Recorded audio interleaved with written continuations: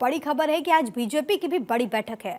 शाम के 5 बजे बीजेपी मुख्यालय में एक बड़ी बैठक। बीजेपी के राष्ट्रीय अध्यक्ष जेपी नड्डा बैठक में मौजूद रहेंगे। महाराष्ट्र और झारखंड के चुनाव पर चर्चा संभव है, तो ये बड़ी खबर, क्योंकि कल के दिन ही वोटिंग संपन्न हुई और अब 23 तारीख का इंतजार है।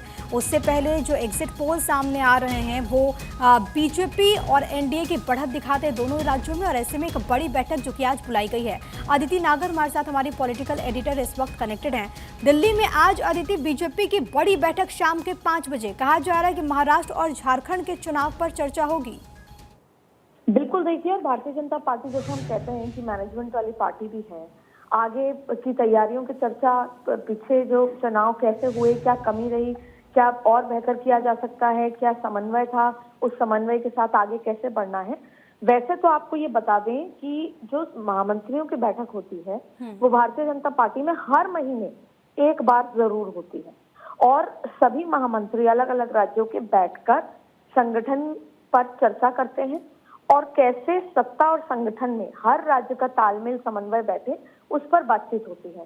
तो ये बैठक हर महीने होती है, लेकिन क्योंकि चुनाव के ठीक बाद हो रही है, नतीजे आने वाले हैं, तो उसको लेकर भी जाहिर तौर पर चर्चा होगी।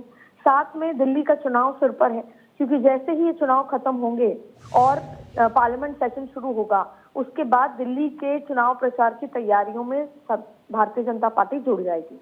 तो ये बैठक शाम 5 बजे पार्टी मुख्यालय में राष्ट्र महामंत्रियों की बैठक होगी। इसमें राष्ट्रीय अध्यक्ष जेपी नड्डा भी रहेंगे।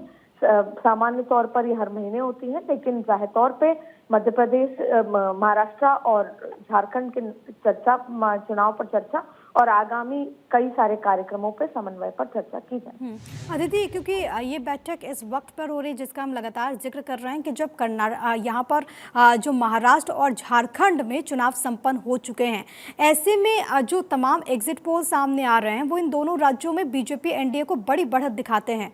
क्या इसको लेकर के आगे की रणनीति पर अब चर्चा होगी, या फिर बीजेपी अब वेट एंड वॉच की स्थिति में?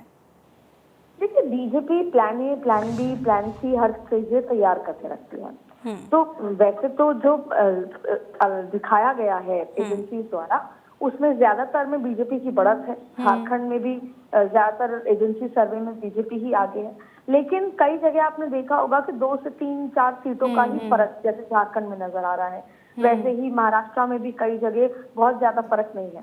तो जाहिर तौर पे प्लान बी भी तैयार है कि अगर ऐसी स्थिति होती है, कांटे की टक्कर रहती है, या नेक टू नेक फाइट होती है, या फहांग असेंबली जैसी स्थिति होती है, तो ऐसे में प्लान बी क्या होगा, प्लान सी क्या होगा।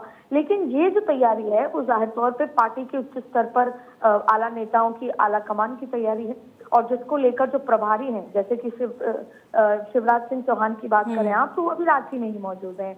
वैसे अगर आप तमाम महाराष्ट्र के प्रभारियों का जिक्र करें तो वहां पर मौजूद हैं।